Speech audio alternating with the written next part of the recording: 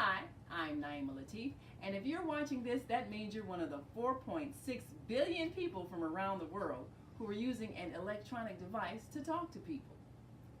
In these times, people are using the internet to talk to everybody: friends, neighbors, family members, co workers. People are on their cell phones and computers all day long. Now, if you're in business, that is great news. That means you can sell your products and services all day long and never have to leave your home. All you need is a media connection, somebody to connect you to an audience. And that's why I'm talking to you today. We produce programs, and our audience members are people who shop. They buy clothes, food, beauty supplies, cleaning supplies, home repair, transportation services, child care services. Whatever you're selling, they need to buy it. We're your media connection. Just follow this link, and tomorrow you can sit back and relax at home while your business is making you money.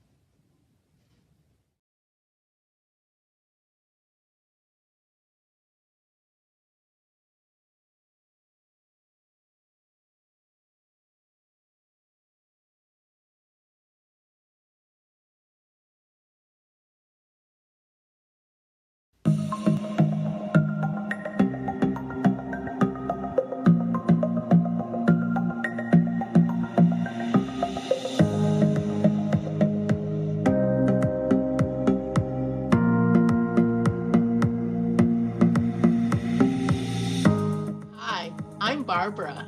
I'm Cheryl. And I'm Naima. We're three black moms.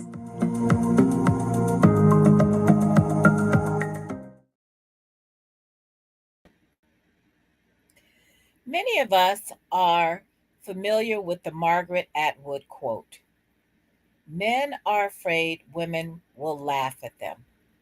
Women are afraid that men will kill them. Today, we're going to talk a little bit about how to discourage unwanted attention from suitors. And this can go for males as well as females. And even if it is opposite sex or same sex, we want to talk about this because right now there seems to be a crisis of how people relate to each other and how many people don't understand the simple word no, which is a complete sentence. There was also recently, and it's still going on, the debate on the internet about whether if a woman is hiking in the woods, if she would prefer to read come upon a random bear or a random man. Unsurprisingly to many of us who are female, they choose the bear. For we know why there are myriad reasons women will choose a bear rather than chancing a random man. And so when we talk about discouraging unwanted romantic attention, we all actually, as women, have to start thinking about our safety. So, sisters, I want to talk today. Like, there's been a while since most of us have had to deal with this, but there are so much toxic um, masculinity websites that are encouraging alpha or aggressive behavior that I'm wondering, how do we shield ourselves? I mean, the problem is that women have always been taught to be nice, and sometimes you just can't be nice. Sometimes you have to be blunt. Sometimes you have to say, I am not interested, please leave me alone. I always encourage my daughter that if someone was bothering her in a public place, to be loud And the reason why we're loud is to call attention.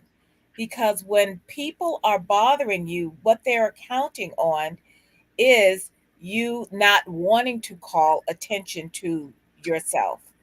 And if you see another woman being bothered or harassed, go sit next to her or go stand next to her or call her over. There are also things in the internet that have said things like, if you're being harassed and you're a young woman, find the older woman and go up to her and say, Mom, I'm so glad to see you. This man has been bothering me. And watch how quickly he disappears.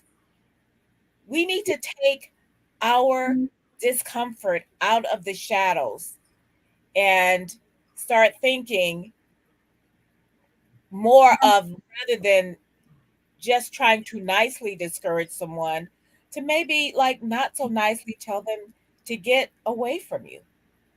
Sisters, your ideas?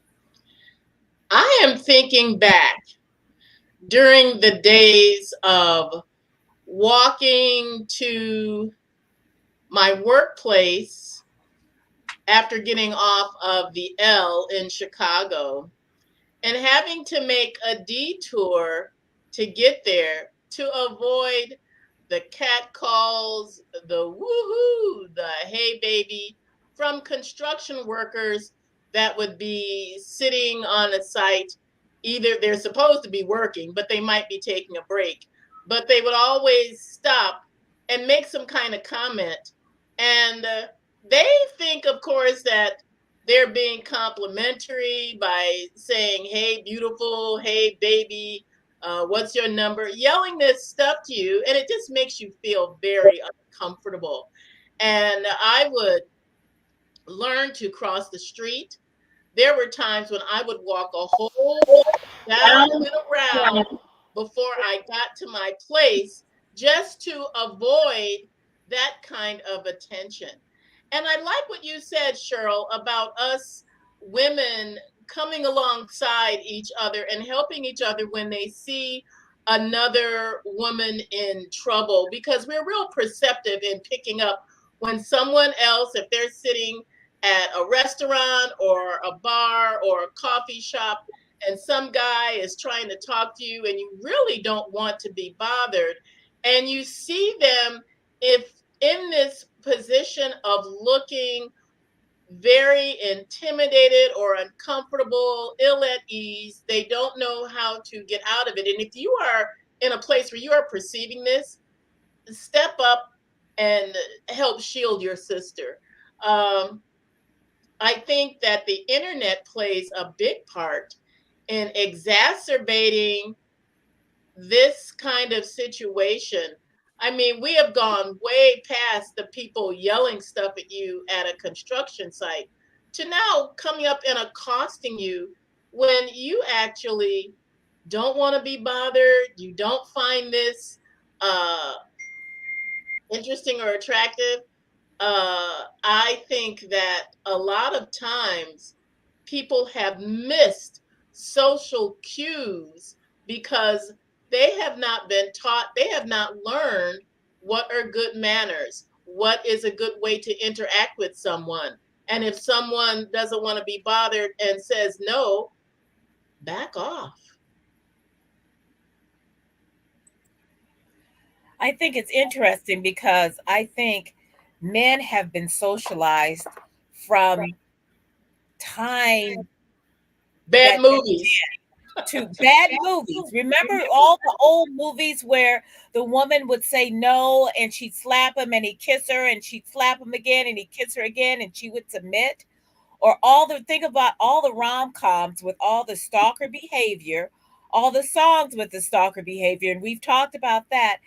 And men are socialized to pursue even when a woman says no. And the thing is that it's not romantic. It's scary as all get out. And a man should realize that if you say no, it's not a rejection necessarily of you as a person. They just aren't interested. And that's all. But because we're such a society of just take what you want. You got those shoes, take them off because I want them. Or Give me your wallet. insecurity. It's all of these things of just take what you don't earn or deserve, and that sense of entitlement. And I'm just wondering, how should we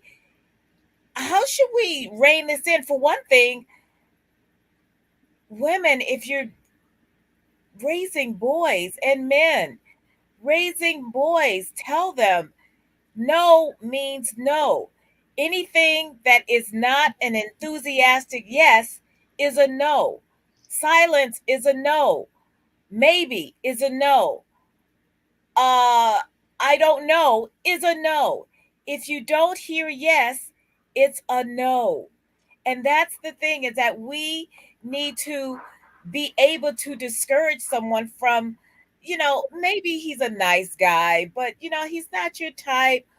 You shouldn't have to give him a fake number. You shouldn't have to tell him you have a boyfriend or a husband or wear a ring or any That of the. doesn't even work all the time. They'll say, well, I won't tell if you won't. Well, that's the thing is, but the whole thing is that men feel like if you are owned by another man, that they will leave you alone. But you don't have to be owned by anyone. This isn't slavery. You don't, these people don't own you, and you have the right to say, thank you, I'm not interested. Please leave me alone. And if that first time doesn't get it, get loud, get profane, get nasty, and make sure that other people realize that you need help, that you are in danger. Because although we say romantic, it's not romantic, it's predatory. Or you could just scream, because I will tell you, when you're on the L, and some of these people have mental issues and they are crazy and they will get in your face. Sometimes you just have to get up and leave your seat on the crowded L and go somewhere else because this person is loony. Yeah, I'm trying to think of all of the experiences that I've had, and I'm still having them because I'm kind of a public person, so I'm out in public a lot, and and I talk a lot and all of that. So there are times that people come up to me and start talking, and they're talking like they know me, and I'm thinking maybe I just forgot who they are, so I sort of fake it and be friendly anyway. So it's a lot of different situations where I might encounter a man who's flirtatious that I don't remember if I know them or not. Which sounds Can you awful, say? but Can you say, I'm sorry, I don't remember if we've met. and sometimes I mean I'll keep talking until they say something that triggers a memory. Sometimes it never does, and that's okay too, because sometimes people really don't know you, but they think they do because they've seen you around or whatever the case may be. I haven't though, and I don't know if it's a height thing. Maybe there's a level of intimidation that comes with being tall, where people don't ever lose respect, even though they might be indicating interest. I don't know. I know one thing that I've taught my daughter, Zakia. There's a vibration that you need to carry when you're out in public and don't want to be bothered. Your face, like it's don't talk to me Yeah. face. You know, uh, Or like we will say an RBF, and don't you dare ask me what that stands for. well, I won't ask that acronym. Google Well, of it. course, there's that scene in Will Smith's movie, whatever that movie was, where he was the date doctor, where he was Itch. trying to, he was trying to talk to this lady, and he was saying, well, you're given all the signs. You got low heel shoes, you got on these reading glasses, but you don't have a book, and then you got that expression that you have with those words on your face that say, leave me alone. Yeah. What I have found to be very effective? I haven't had to use this since I've been older. When you become more matronly, you don't get that. Oh, Well, yeah. no, you do get that kind of attention now that I You get it think all of the it. time. It's just, You get people younger and you say, you could be my son. But yeah, that's happened to me too. what I have found to be extremely effective is start talking to them about knowing the Lord. And these people who have bad intentions, They use you skedaddle. as They a get rat. out of your face. They don't want to hear about Jesus. You know what? That sounds good, but that don't work, because I've met men, they know how to take that and mold that into their rap and get to talking about how spiritual they are, and I'll go to church with you. I'm telling you, I've met the professionals, so they know how to take whatever line you give them and turn it into a way to try to reel you in. But the thing about it, and I know that part of the difficulty is that men are teaching their sons one thing, daughters are teaching women are teaching their daughters the opposite thing. So if men are teaching each other, you never give up, you keep pursuing, even if she says no, a man never gives in. I mean, if this is what they're being taught in terms of what a man is supposed to do in his pursuit of a woman, and then you got to try to explain to your daughters how to get people off of them and make them leave them alone. We need to be in harmony about this thing in terms of our culture. Men thinking that it's a virtue to just keep pursuing, even if you say no, and you're feeling, like, let me find a police officer and holler sexual harassment or something. Then we're not in terms of what we're teaching, in terms of what is social etiquette, what is appropriate, when do you comprehend that a person really is not interested. So we need to get that together as men and women, because you shouldn't have to fear if someone's interested in you, and it shouldn't have to become a police matter because someone finds you attractive. And yet you shouldn't need a license to carry. So yeah. So the thing is, though, now I mean, I tend to use humor with things just because that's my personality. Everybody can't do that because that might not be your personality. So I will generally use humor as a way to deflect whatever approach somebody has, and then it's over with. I've never had a situation where somebody just keeps on harping on it after I've said no. Either the way I've said it or whatever the case may be, we laugh it off, it's over. I don't know if that's something that you can do unless you're very, very comfortable with, not feeling afraid. I mean, I don't feel fear. And again, I don't know if it's a height thing. Maybe there's a part of being intimidating when you're tall, so people kind of don't approach you the same way, even though they might be interested. I don't know if it's just a way of handling people. Because if you're confident, that is something that's felt also. If you are confident in who you are, you're confident in. It's the same thing with bullying, and sometimes being approached by a man can almost feel like bullying. It is a form of bullying when they won't take no for they won't take no. So that's part of even repelling somebody. Part of it is the internal non-fear that you have that is projected, and a confidence that you have that you can handle yourself if they get out of line. So don't get out of line. Don't make me understand this. But understand this, though, is that some men will take that, your confidence, you're holding your head up and you're being aware of your surroundings, and you saying no confidently, that feeds their insecurity. And this is all what this is about. I'm sure, like they always said, there's a lid for every pot. But you're not their pot and you're not their lid. So sometimes I don't want to jump into victim blaming as if, okay, if you're more confident, you won't get this. Sometimes people will you just being confident and saying, I'm not answering. Oh, no, I'm not saying that is it. But it is kind of like, yes, I can carry myself as very confident, and there's still going to be a predator who might take that as a challenge. So, that's great to start with, but have a backup plan, like I said, so you don't feel like you have to always have your pepper spray in hand or your license to carry or something, because it's really hard.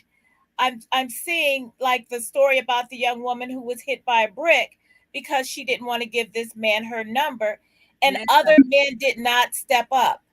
They did not. That's the other problem, is that men need to also step up when they see that other men are acting out of pocket. The Yeah. problem is that the bros don't want to get involved if they see some woman being pursued who's Harassed. obviously Yeah. show or harassed, who's obviously showed that she doesn't want that kind of attention. And the bro code won't have them say, you know, man, let her go.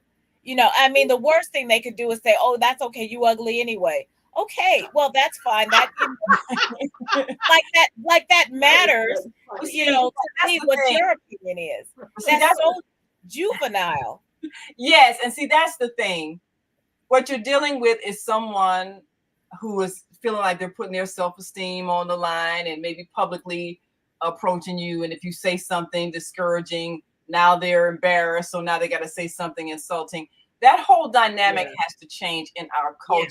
Yes. We have to change our culture from that. We have to make it unacceptable to insult somebody because they hurt your pride. And I think there is a way for us to be able to help men and women discover if there's an interest without it always being a thing where you gotta feel like you fear for your life if you turn somebody down, or them feeling like they gotta save face by insulting you or getting aggressive if you say no. So that, I mean, it's a collective thing we got to do in realizing that both of these things that we've been doing is not going to work anymore. Men have to change what they're teaching their sons. And women. I mean, because a lot of women are also Well, see, trying women to tend not to teach even. their sons to man up instead of teaching their son, you know, that like I said, that toxic male um energy. And you know, that's the thing.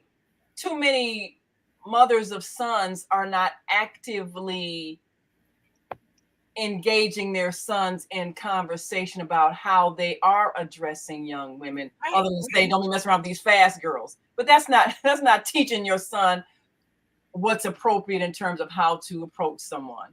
Yeah, So it's better if you're teaching them more like this is your sister, and it puts the relationship on a whole different plane when you are viewing them as someone to be protected and not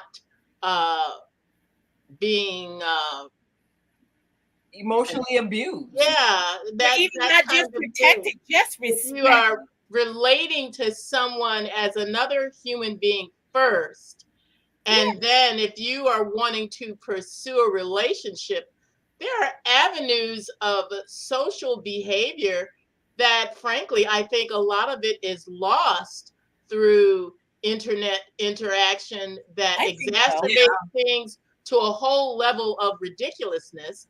And you know, we need to go back to the sock hops and the, you know, now I'm dating myself. But Yes. those kind of things where people can get together on a level of being friends first and then working through like that. But this whole thing where people have to have a little pickup line and all that kind of stuff, See, that's the thing. you know, that's the stuff of romance movies that are just silly. Well, you know what I've noticed is a problem, and I know we probably talked about this a lot. You have too many young boys who did not grow up with a father that gave them some real guidelines on what's appropriate behavior. So they learned what they learned from the streets, and usually street men are vulgar. So this is what they learn. All street men? Most. I mean, I look at what men learn from other men when they don't have a man who taught them in the context of, you know, looking for somebody who It's like the sixth grade boys who are learning about sex from other sixth grade boys, which means it's nobody knows anything. Blind leading the blind. Blind leading the blind. So that's part of it, where you don't have enough men learning about what's appropriate behavior from men who are behaving appropriately. You have them learning from the vulgar men. And I'm going to say this because I can.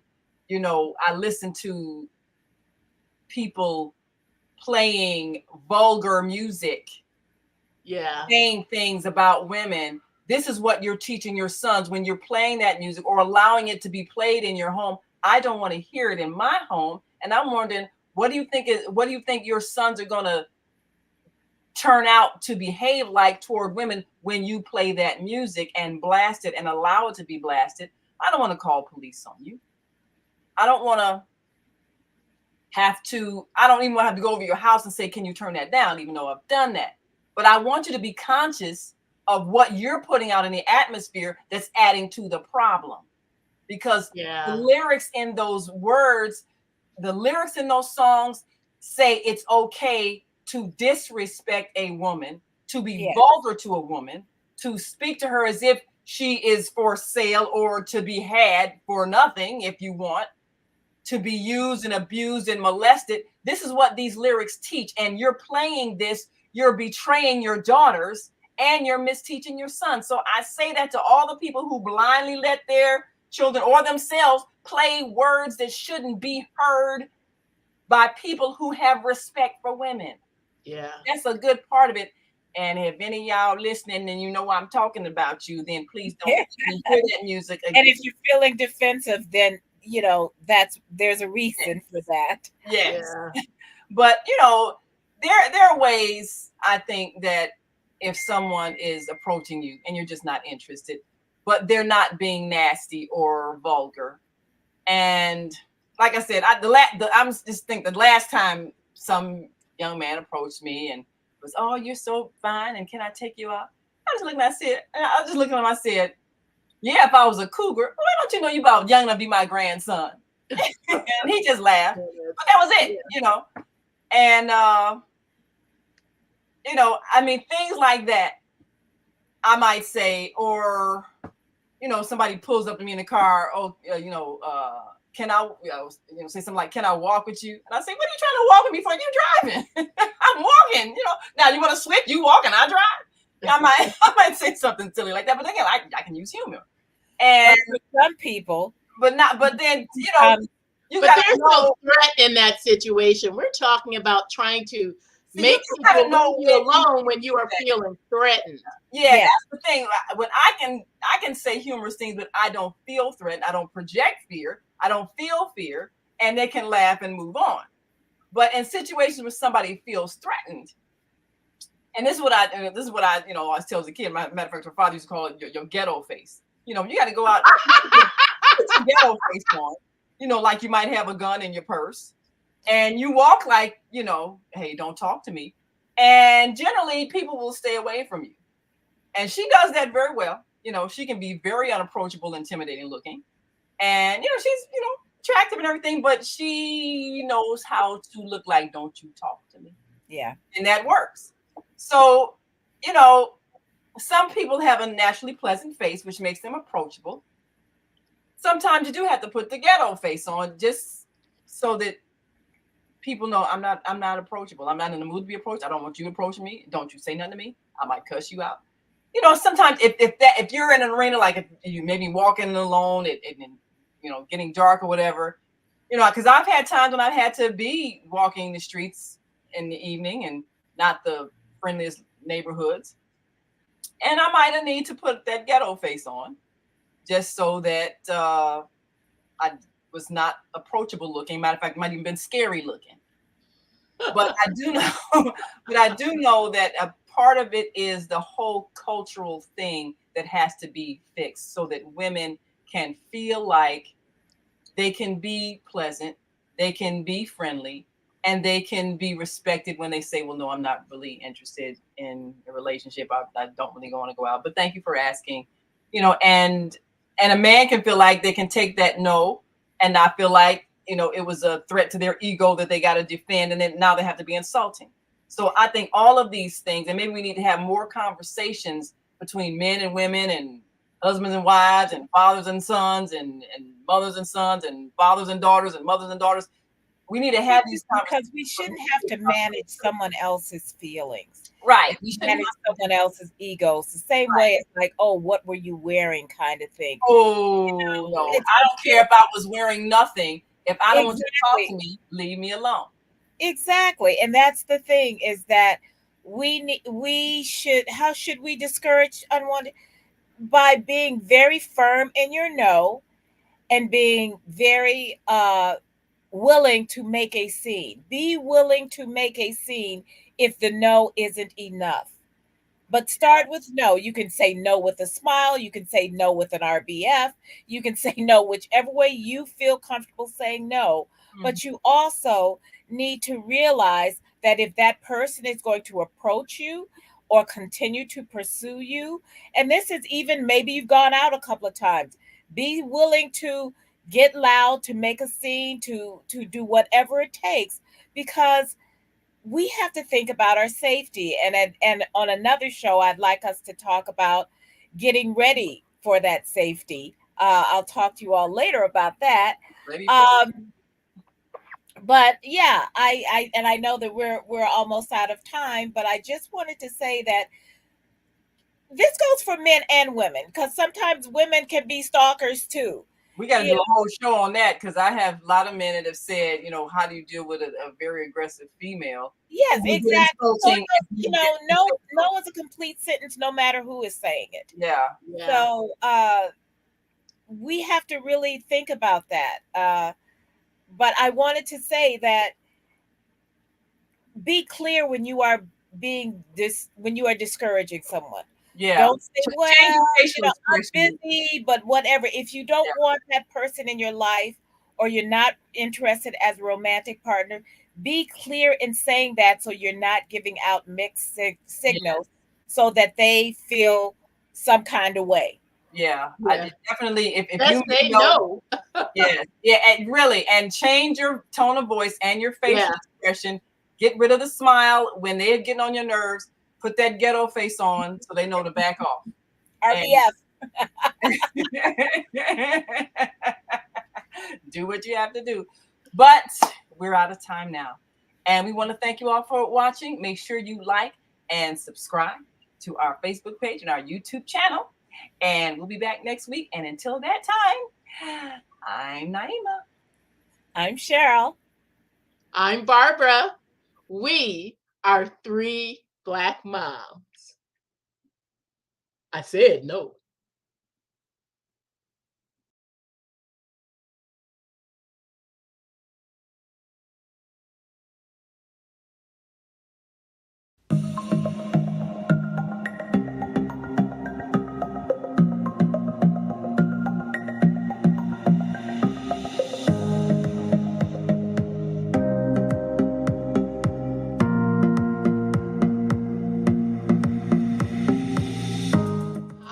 I'm Barbara. I'm Cheryl. And I'm Naima. We're 3 Black moms.